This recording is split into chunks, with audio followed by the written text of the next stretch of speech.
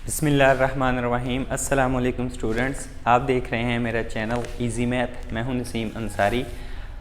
Students, जैसा कि आप जानते हैं कि हम सिस्टम ऑफ लीनियर इक्वेशन की एक्सरसाइज नंबर 4 को सॉल्व कर रहे हैं और आज बारी है क्वेश्चन नंबर 13 से स्टार्ट करना है। क्वेश्चन नंबर 12 तक हमने पिछले पार्ट में सॉल्व आउट कर लिए हैं। तो क्वेश्चन नंबर 12 से लेके क्वेश्चन नंबर 18 तक जो क्वेश्चन हैं, क्वेश्चन नंबर 19 तक, उनमें उसने कहा है कि आप गॉस जॉर्डन मेथड अप्लाई करें और इन सिस्टम्स का सलूशन फाइंड आउट करें। तो गॉस जॉर्डन में क्या था कि उसमें जो ऑगमेंटेड मैट्रिक्स होता है उसकी हमने रिड्यूस्ड एचेलॉन फॉर्म बनानी होती है। तो एक क्वेश्चन मैंने पिछले पार्ट में कर दिया था, क्वेश्चन नंबर 12, और नेक्स्ट क्वेश्चन जो है वो अब मैं सॉल्व करने जा रहा हूँ। तो क्वेश्चन नंबर 13 मैंने लिखा। कुछ क्वेश्चन मैंने सिलेक्ट कर लिए हैं जो कि मुश्किल हैं, जो कि आपको प्रॉब्लम दे सकते हैं। तो इसीलिए मैंने वो क्वेश्चन सॉल्व किए जो प्रॉब्लम दे सकते हैं, जिनका यूनिक सोल्यूशन निकलेगा, आसानी से निकल जाएगा, वो आपको खुद करने हैं, वो मैंने आपकी प्रैक्टिस के लिए छोड़ दिए हैं। तो आइए देखते हैं क्वेश्चन नंबर 13। क्वेश्चन नंबर 13 मैंने लिख दिया है। क्वेश्चन नंबर 13 एक सिस्टम ऑफ लीनियर इक्वेशन दिया हुआ है, इसको उसने कहा है कि सॉल्व करें by the method of Gauss Jordan method. तो इसका ऑगमेंटेड मैट्रिक्स बनाते हैं पहले। ऑगमेंटेड, बल्कि इसका ऑगमेंटेड मैट्रिक्स नहीं बनेगा। वो क्यों? बिकॉज ये एक होमोजीनियस सिस्टम है। होमोजीनियस सिस्टम का ऑगमेंटेड मैट्रिक्स नहीं बनाते होते, उसका सिर्फ ए मैट्रिक्स जो कोफिशिएंट मैट्रिक्स होता है उसी के साथ हमने डील करना है। तो उसको ए इज़ इक्वल टू लिखेंगे, A is equal to this, वो कोफिशिएंट मैट्रिक्स बन जाएगा 5, 5, -1, 10, 5, 2, 5, 15 एंड -9। ये इसका कोफिशिएंट मैट्रिक्स बन जाएगा। इसको हमने रिड्यूस एचेलॉन फॉर्म की शेप में लाने की कोशिश करनी है। और नॉन होमोजीनियस सिस्टम का कंसिस्टेंसी क्राइटेरिया मैंने आपको पढ़ाया हुआ है कि जो रैंक ऑफ ए है ये नंबर ऑफ अननोन्स से थोड़ा आना चाहिए। नंबर ऑफ अननोन्स हैं हमारे पास 3, x1, x2, x3, तो 3 से थोड़ा होना चाहिए इसका रैंक, तभी इसका नॉन ट्रिवियल सोल्यूशन निकलेगा। तो देखते हैं जी इसका रो ऑपरेशन लगा के कि इसका रैंक क्या निकलता है। सबसे पहले यहाँ पर 1 चाहिए, तो 1 के लिए और कोई ऑप्शन नहीं है, तो इसको 1/5 R1 करना पड़ेगा हमें। तो ये 1 और ये 1, ये -1/5 बन जाएगा। ये 10, 5, 2 एज इट इज़, 5, 15 और -9 भी एज इट इज़ आ जाएगा। अब इस 1 की मदद से नीचे वाले हमने दोनों को 0 बनाना है, तो उसके लिए रो ऑपरेशन लगा देता हूँ मैं। R2 -10 R1, R3 -5 R1, R1 as it is आ जाएगी 1, 1 -1/5।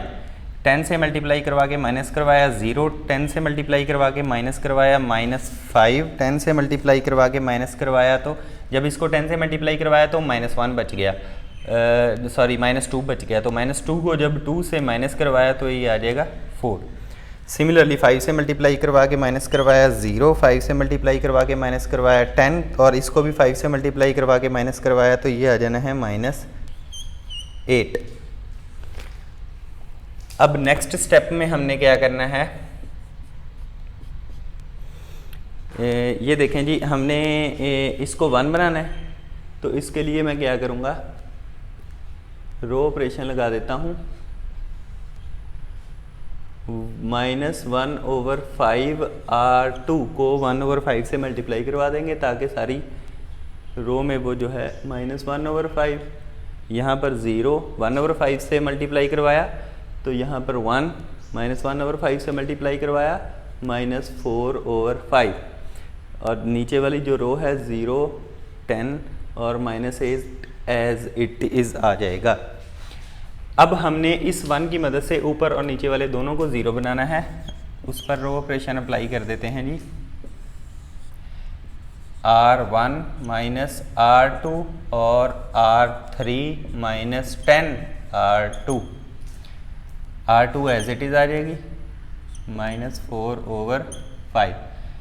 अब इसको वैसे ही इसमें से माइनस करना है, 1 का 1 रहेगा, ये 0 आ जाएगा। इसको वैसे ही इसमें से माइनस करना है, ये देखें -1/5 में से माइनस करना है -4/5, तो -1/5 + 4/5 ये 3/5 बच जाएगा। तो यहाँ पर 3/5 आ गया। ठीक है जी। अब नेक्स्ट इसको 10 से मल्टीप्लाई करवा के माइनस करवाना है 0, 10 से मल्टीप्लाई करवा के माइनस करवाना है 0, 10 से मल्टीप्लाई करवा के माइनस करवाना है। पहले तो इसको 10 से मल्टीप्लाई करवा लें। -4/5 को जब 10 से मल्टीप्लाई करवाएंगे तो ये आ जाएगा -8, और इसको माइनस करवाना है इसमें से, तो -8 को -8 में से माइनस करवाया तो ये 0 आ जाएगा। अब जैसा कि आपको नज़र आ रहा है कि रैंक ऑफ ए हमारे पास क्या है, here rank of A is equal to is less than unknowns. Unknowns कितने थे, 3, तो हमारे पास रैंक ऑफ ए क्या आया, 2 आया, तो वो उससे कम आ गया। सो system have non trivial solution. So non trivial solution will be, वो कौन सा होगा, इधर से पता चलेगा। फर्स्ट रो से क्या आ रहा है, x1 plus 3/5 x2 is equal to 0। Second row से क्या आ रहा है, x2 माइनस 4/5 x, सॉरी यहाँ पर 3 इज इक्वल टू 0। यहाँ से हमारे पास value x1 is equal to -3/5 x3, और सिमिलरली यहाँ से हमारे पास value x2 is equal to 4/5 x3, where x3 is arbitrary value. लें जी, ये सोल्यूशन आ गया होमोजेनियस सिस्टम का। इस तरह से सोल्यूशन आपने निकालना है। तो नेक्स्ट क्वेश्चन की तरफ चलते हैं। Question number 14। क्वेश्चन नंबर 14 भी मैंने सॉल्व करना है। तो क्वेश्चन नंबर 14 को जब सॉल्व करेंगे तो देखते हैं क्या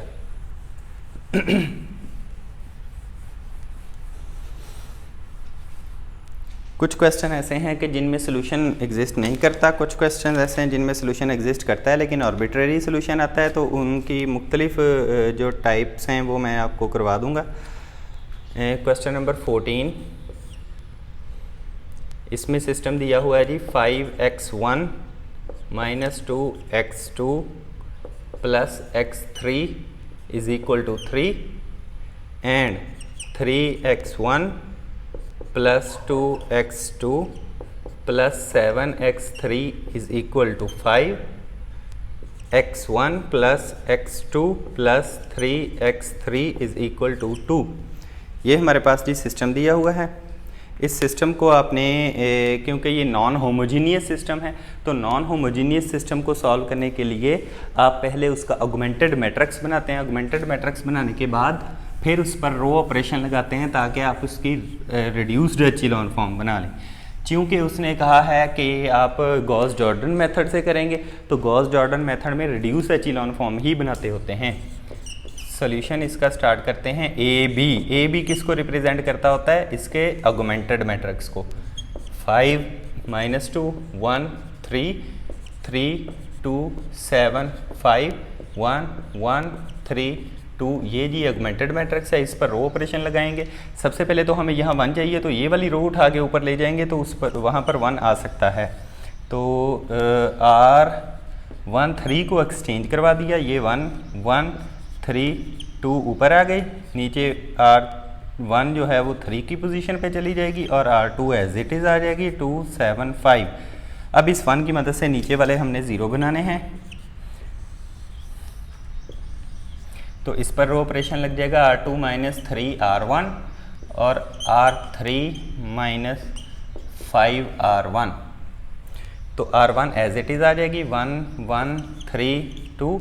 इसको 3 से मल्टीप्लाई करवा के माइनस करवाया 0, 3 से मल्टीप्लाई करवा के माइनस करवाया -1, 3 से मल्टीप्लाई करवा के माइनस करवाया तो -2, 3 से मल्टीप्लाई करवा के माइनस करवाया 6, 5 - 6 -1, 5 से मल्टीप्लाई करवा के माइनस करवाया 0, 5 से मल्टीप्लाई करवा के माइनस करवाया -7, 5 से मल्टीप्लाई करवा के माइनस करवाया -14, 5 से मल्टीप्लाई करवा के माइनस करवाया 7 - 10 -7।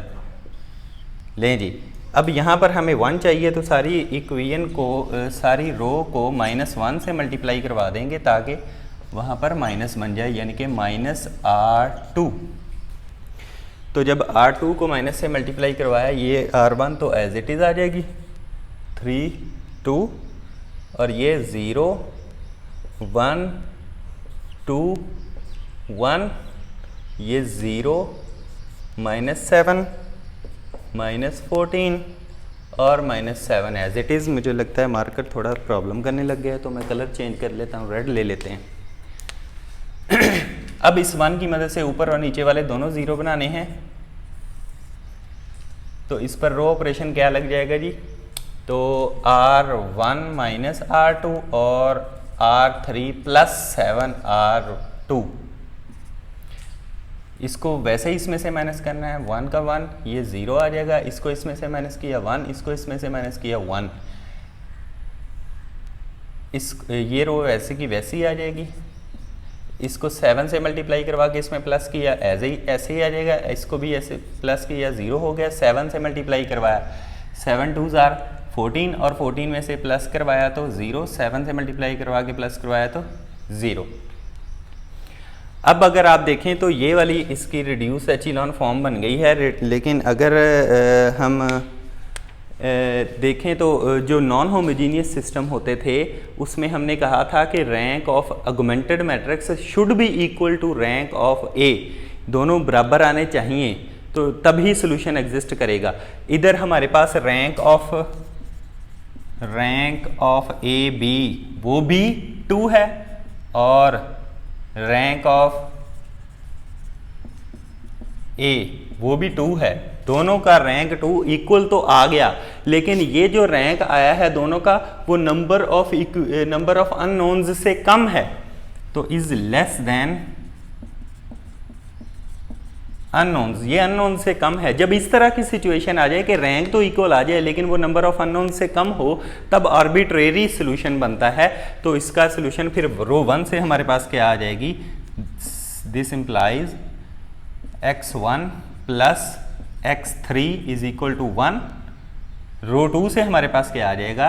x2 plus 2x3 is equal to 1। इधर से हमारे पास x1 की वैल्यू निकलती है 1 माइनस x3, और इधर से हमारे पास x2 की वैल्यू निकलती है 1 माइनस 2x3। ये दो वैल्यूज़ आ गई हैं हमारे पास, और यहाँ पर लिखेंगे वेयर x3 इज आर्बिट्रेरी। ठीक है जी। होमोजीनियस पर भी मैंने आर्बिट्रेरी सोल्यूशन कैसे आते हैं वो भी बता दिया, उसकी एक क्वेश्चन कर दिया। नॉन होमोजीनियस सिस्टम पर भी जैसे आर्बिट्रेरी सोल्यूशन आता है, इन्फिनिट मैनी जैसे जैसे x3 की वैल्यूज़ देते जाएंगे इसका सोल्यूशन निकलता जाएगा, तो वो भी मैंने आपको बता दिया। तो चलें नेक्स्ट क्वेश्चन की तरफ चलते हैं। Question number 15। क्वेश्चन नंबर 15 में हमारे पास जो सिचुएशन जो बनती है उस सिचुएशन के मुताबिक हो सकता है कि उसका सलूशन ही ना निकले, तो उस सिचुएशन को भी देख लेते हैं कि वो कौन सी सिचुएशन होगी जिसमें सलूशन नहीं एग्जिस्ट करेगा। Question number 15। क्वेश्चन हमारे पास दिया हुआ है जी 5x1 minus 2x2 plus x3 is equal to 2, 3x1 plus 2x2 plus 7x3 is equal to 3, x1 plus x2 plus 3x3 is equal to 2। ये सिस्टम हमारे पास दिया हुआ है, तो सिस्टम नॉन होमोजीनियस है। नॉन होमोजीनियस सिस्टम को solve करने के लिए आप जानते हैं कि इसका ऑगमेंटेड मैट्रिक्स लेना है, ऑगमेंटेड मैट्रिक्स को रिड्यूस एचिलॉन फॉर्म में बनाना है। तो वही सारा पिछले क्वेश्चन वाला सीन करना है हमें। तो ए बी रिप्रेजेंट करता है ऑगमेंटेड मैट्रिक्स को, वो होगा 5 माइनस 2 1 2 3 2 7 3 1 1 3 2। ये ऑगमेंटेड मैट्रिक्स है। ये ऑगमेंटेड मैट्रिक्स को रो ऑपरेशन लगा के रिड्यूस एचिलॉन फॉर्म बनाना है।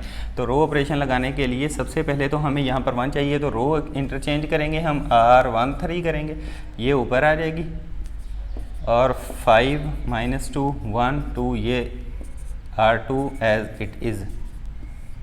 अब इस 1 की मदद से नीचे वाले 0 बनाने हैं, वही ऑपरेशन दोबारा लगाएंगे हम ताकि नीचे वाले 0 बन जाएं। तो R2 माइनस 3 R1 और R3 minus 5 R1 as it is आ जाएगी। 3 से मल्टीप्लाई करवा के माइनस करवाया 0, 3 से मल्टीप्लाई करवा के माइनस करवाया -1, 3 से मल्टीप्लाई करवा के माइनस करवाया -2, 3 से मल्टीप्लाई करवा के माइनस करवाया 3 2 6 -3, 5 से मल्टीप्लाई करवा के माइनस करवाया 0, 5 से मल्टीप्लाई करवा के माइनस करवाया -7, 5 से मल्टीप्लाई करवा के माइनस करवाया -14 और 5 से मल्टीप्लाई करवाया तो 10 और 2 -10 -8। अब यहाँ पर 1 चाहिए तो वही सीन करेंगे हम। मैं उधर से रेज कर देता हूँ।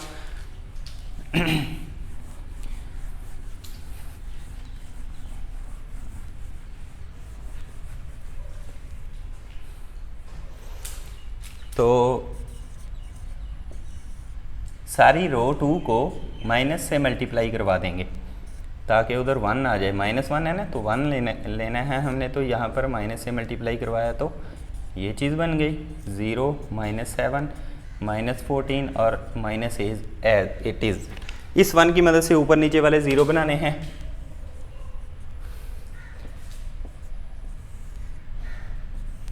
तो R1 -R2 करेंगे और R3 + 7 R2, ठीक है जी। तो इस 1 की मदद से ऊपर नीचे वाले 0 बनाने हैं, तो ये हो जाएगा जी 1 का 1 एज इट इज़ रहेगा, इसको इसमें से माइनस किया 0, इसको इसमें से माइनस किया 1, इसको इसमें से माइनस किया -1। सिमिलरली ये R2 है क्योंकि ये ऑपरेशन कर रही है रो ऑपरेशन, तो ये एज इट इज़ आएगी।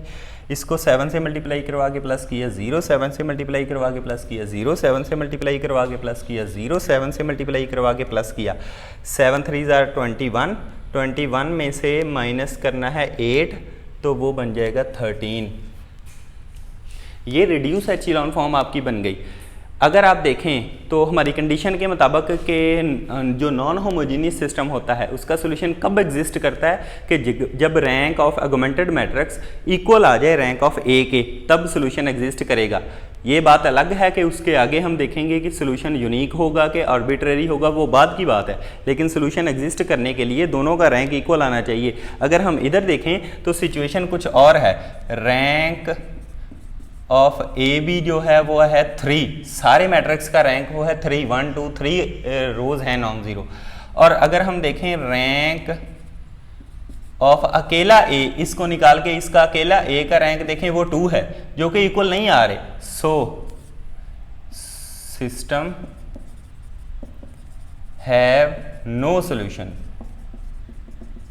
इसका मतलब इस सिस्टम का सोल्यूशन है ही नहीं। सोल्यूशन एग्जिस्ट करने के लिए दोनों का रैंक इक्वल होना चाहिए। तो ये हमने किया जी क्वेश्चन नंबर 15। क्वेश्चन नंबर 16 की तरफ चलते हैं जी। क्वेश्चन नंबर 16 में क्या है? क्वेश्चन नंबर 15 तक तो हमने कर लिए हैं, जो कि डिफरेंट टाइप के क्वेश्चन हैं। अब क्वेश्चन नंबर 16 की तरफ चलते हैं जी।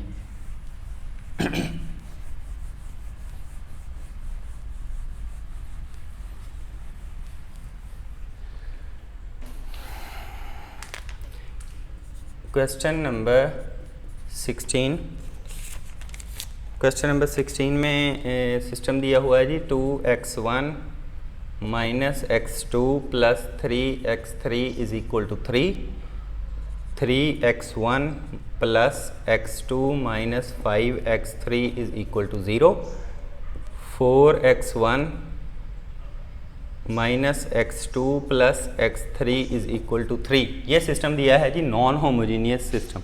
तो नॉन होमोजीनियस सिस्टम का ऑगमेंटेड मैट्रिक्स बनाएंगे और उस पर फिर रो ऑपरेशन लगाएंगे। तो ऑगमेंटेड मैट्रिक्स इसका क्या बन जाएगा? वो बन जाएगा 2 - 1 3 3 3 1 -5 0 4 - 1 1 3। लें जी, ये इसका ऑगमेंटेड मैट्रिक्स बन गया। अब इस पर रो ऑपरेशन लगा के इसकी रिड्यूस एचिलॉन फॉर्म बनानी है, तो हमें यहाँ पर 1 चाहिए। दो ऑप्शंस मैंने आपको पहले भी बताया हुआ है कि दो ऑप्शंस हैं, या तो सारी रो को 2 से डिवाइड करवा दें फिर 1 बन सकता है, या तो फिर कोई और इसके मुतबादल रास्ता ढूंढे।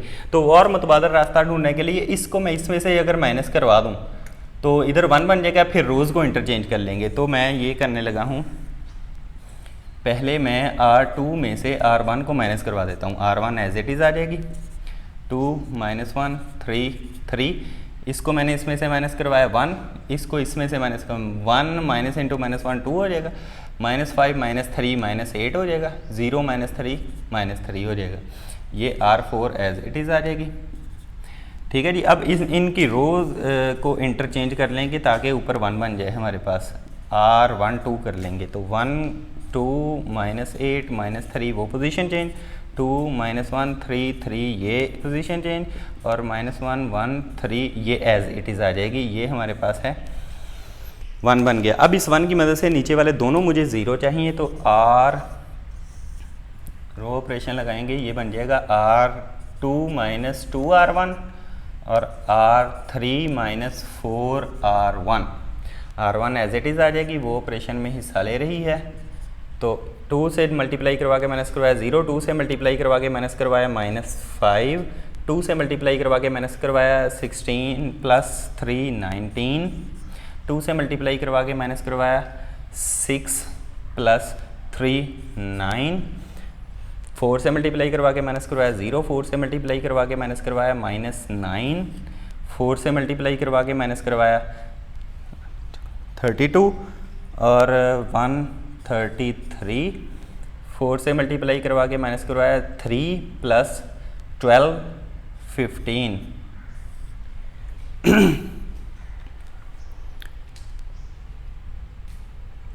अभी तक तो मुझे लगता है कि ठीक है। चलें देखेंगे जी आगे क्या होता है। इसको मैं रेज कर देता हूँ।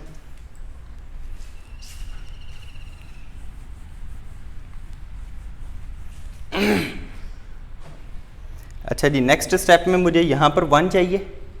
ठीक है जी, तो यहाँ पर 1 करने के लिए मेरे पास और कोई चारा नहीं है। मुझे लगता है कि ये 1 मुझे डिवाइड करके ही करना पड़ेगा।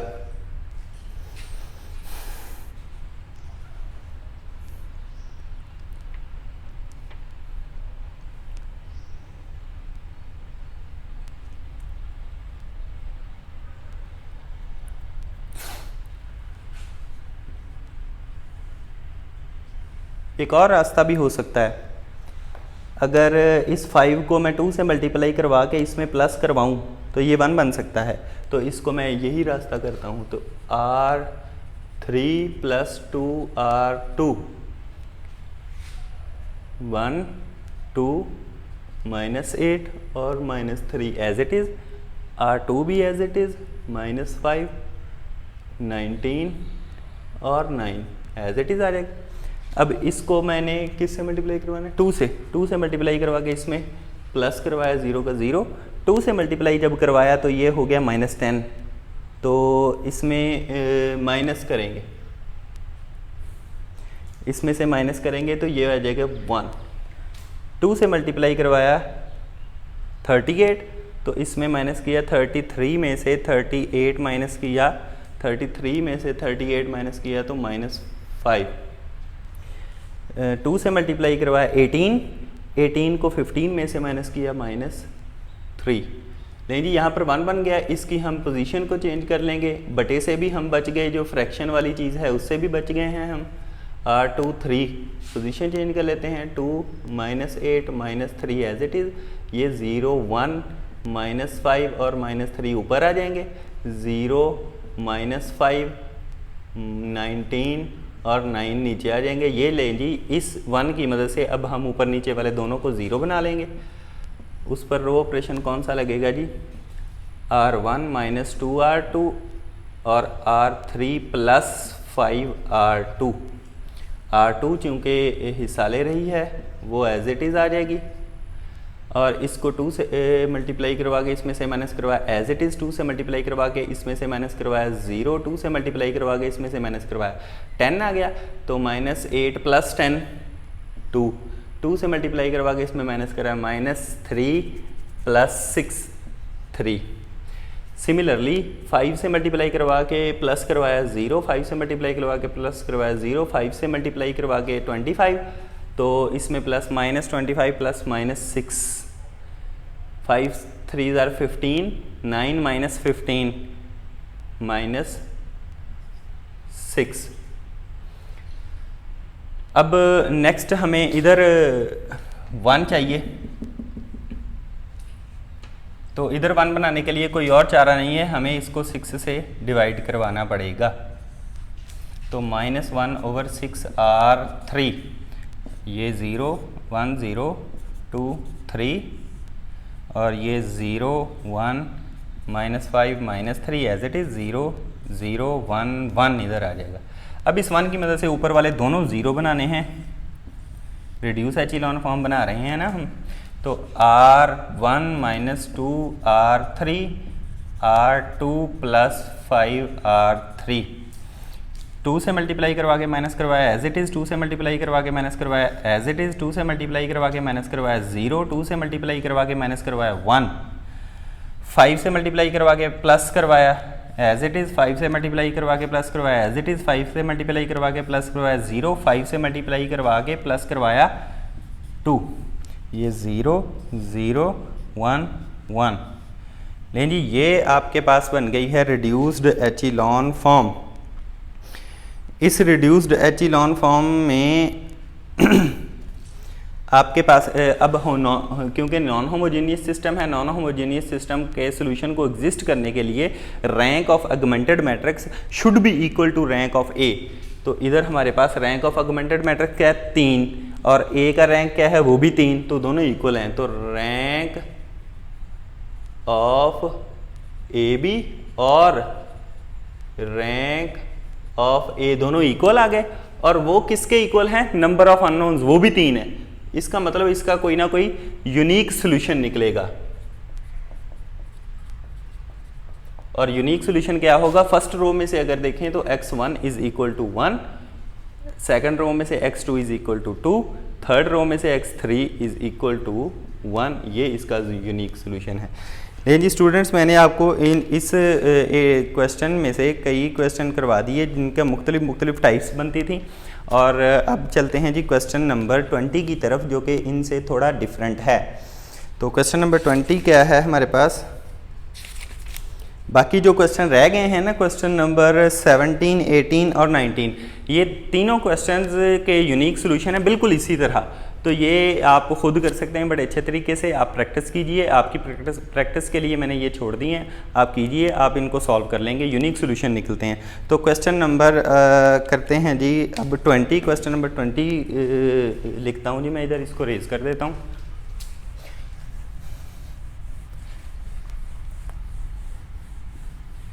जो नॉन होमोजीनियस सिस्टम होता है उसके वो कंसिस्टेंट कब होता है? जब रैंक ऑफ ए और रैंक ऑफ ए बी, ये वाली जो कंडीशन जब पूरी होती है तब वो नॉन होमोजीनियस सिस्टम कंसिस्टेंट होता है।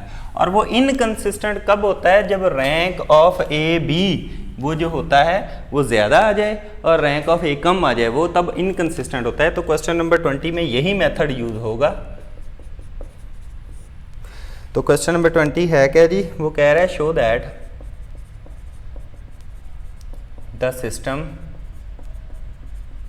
कौन सा सिस्टम? ये वाला जी, 2x1 - x2 + 3x3 is equal to a,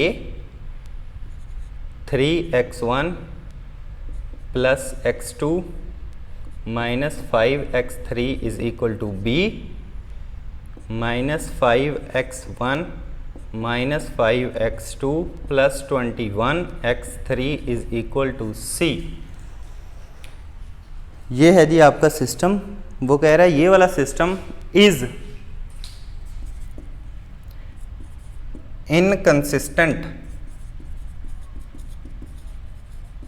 if, अगर c is not equal to 2a - 3b। ये वाला सिस्टम वो कह रहा है शो करें कि ये इनकंसिस्टेंट होगा अगर ये वाली कंडीशन हो। तो हम इसको सॉल्व करने की कोशिश करते हैं कि इसको पहले देखते हैं कि ये इनकंसिस्टेंट किस कंडीशन में होगा। उसके लिए हमें क्या करना पड़ेगा? क्योंकि ये नॉन होमोजीनियस सिस्टम है तो ऑगमेंटेड मैट्रिक्स बनाना पड़ेगा। ए बी इसका ऑगमेंटेड मैट्रिक्स आसानी से बन जाएगा। -1 3a 3 1 -5 b -5 -5 21 c, ये ऑगमेंटेड मैट्रिक्स बन गया जी। इस ऑगमेंटेड मैट्रिक्स पर रो ऑपरेशन लगाएंगे और इस पर रिड्यूस एचिलॉन फॉर्म बनाने के बाद इसको देखेंगे कि ये इसका रैंक ए बी का और ए का रैंक इक्वल नहीं आना चाहिए, तभी इनकंसिस्टेंट होगा। तो रो ऑपरेशन लगाते हैं। यहाँ पर मुझे 1 चाहिए, उस 1 के लिए मैं 2 से डिवाइड नहीं करूँगा, इसी 2 को इसमें से माइनस कर दूँगा और फिर रोज़ को इंटरचेंज कर दूँगा। तो इसको रो ऑपरेशन लगाने से मैंने कौन सा रो ऑपरेशन लगाएंगे जी, इस पर रो ऑपरेशन लगाएंगे R2 minus R1 as it is आ जाएगी। इधर इसको इसमें से माइनस किया 1, इसको इसमें से माइनस किया 1 माइनस इंटू माइनस 1 2 आ जाएगा, इसको इसमें से माइनस किया -8 आ गया, इसको इसमें से माइनस किया तो b माइनस a आ गया। ये चीज़ें बड़ी एहतियात से लिखनी है, ये जो कॉन्स्टेंट्स हैं ये माइनस प्लस नहीं होते एक दूसरे में, इनको एहतियात से आपने लिखना है। अब इनकी जगह को इंटरचेंज कर सकते हैं हम। जब हमने इनकी रोज़ को इंटरचेंज किया R1 2, तो ये 1 2 -8 और b माइनस a वाली इधर आ जाएगी, और ये 2 -1 3 a वाली इधर आ जाएगी, -5 21 और c वाली एज इट इज़ इधर ही रहेगी। अब हमने नेक्स्ट स्टेप में क्या करना है जी, नेक्स्ट स्टेप में हमने करना है अगले 1 को इस 1 की मदद से नीचे वाले दोनों को 0 बनाना है। जी उस पर रो ऑपरेशन लगाऊंगा मैं कि R2 माइनस 2R1 और R3 plus 5R1, R1 as it is आ जाएगी 1 2 -8 और b माइनस a। इसको 2 से मल्टीप्लाई करवा के इसमें से माइनस करना है 0, 2 से मल्टीप्लाई करवा के इसमें से माइनस करना है -5, 2 से मल्टीप्लाई करवा के इसमें से माइनस करना है 3 + 18 19, 2 से मल्टीप्लाई करवा के इसमें से माइनस करना है। अब इस स्टेप को ज़रा गौर से देखिए, a में से माइनस करना है 2 इंटू b माइनस a, इसको सॉल्व कर लें, a minus 2b plus 2a, तो ये आ जाएगा 3a माइनस 2b, तो इधर आ जाएगा 3a माइनस 2b। इसको ज़रा मैं सही करके लिख देता हूँ, 3a माइनस 2b। ठीक है जी।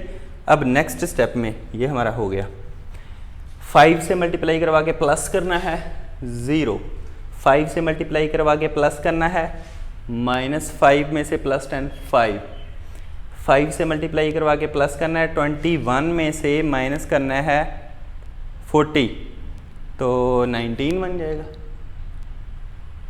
21 में से माइनस करना है 40 तो -19। ठीक है जी। और 5 से मल्टीप्लाई करवा के माइनस करना है। अब देखें जी, प्लस करना है c plus 5 into b minus a, तो c plus 5b minus 5a। ठीक है जी, ये आ जाएगा c plus 5b minus 5a। अब नेक्स्ट स्टेप में हमारे पास क्या है जी, नेक्स्ट स्टेप में ये है कि कोई ऐसा सीन ना करें कि इसको 1 बनाने की कोशिश करें। हमें नज़र आ रहा है कि ये वाला -5 है, ये 5 है, ये 19 है, ये -19 है। इस सारी रो को अगर वैसे ही इसमें प्लस कर दें तो ये दोनों तो 0 हो जाएंगे। इधर जो भी आएगा उसको हम डील करेंगे एज अ इनकंसिस्टेंट सिस्टम को सॉल्व करने के लिए। तो डायरेक्टली मैं क्या करता हूँ, R3 प्लस R2 कर देता हूँ, R1 एज इट इज़ आ जाएगी 1 2 -8 b minus a, R3 plus R2 भी एज इट इज़ आ जाएगी 19 3a माइनस 2b, और R3 क्या आएगी, इसको इसमें प्लस किया 0, इसको इसमें प्लस किया 0, इसको इसमें प्लस किया 0, और इसको इसमें प्लस करना है। अब वो क्या आ जाएगा, इधर साइड पे कर लेता हूँ मैं, 3a माइनस 2b में प्लस करना है c plus 5b minus 5a। अब 3a और ये वाला 5a माइनस 2a बच गया। अब ये 2b प्लस 5b ये बच गया प्लस 3b, और ये plus c as it is, ये वाली टर्म आ जाएगी इधर, यानी -2a प्लस 3b और प्लस c।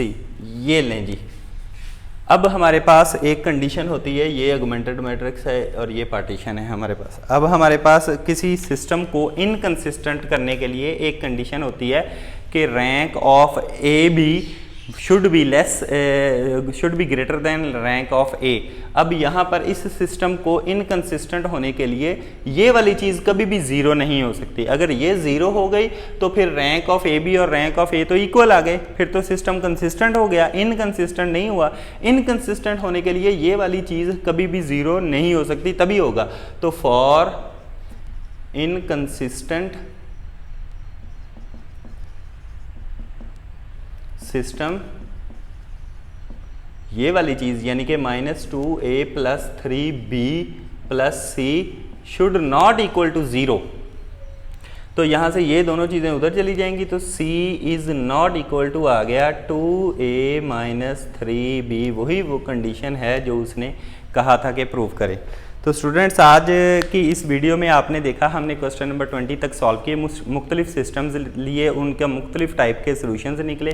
इनको आप अपने जहन में रख लें कि कैसे कैसे किस किस सिस्टम का कैसा कैसा सोल्यूशन आता है। तो इंशाल्लाह नेक्स्ट वीडियो में नेक्स्ट क्वेश्चन से स्टार्ट करेंगे नेटवर्क फ्लो प्रॉब्लम, और उनके बारे में आपको सिस्टम्स के बारे में बताऊँगा कि नेटवर्क फ्लो प्रॉब्लम्स कैसे सॉल्व करते हैं। तो जो स्टूडेंट्स अभी मेरे चैनल पर नए हैं तो उनको मैं कहूँगा कि लाइक भी करें और सब्सक्राइब भी करें, और मुझे कमेंट्स में बताएं आपको मेरी वीडियोस कैसी लगी। तो प्लीज़ लाइक भी करें, इनकरेज हो जाता है बंदा और हौसला अफजाई हो जाती है। और आप अल्लाह आपको अपने हिफ्ज़-ओ-मान में रखे। अल्लाह हाफिज़।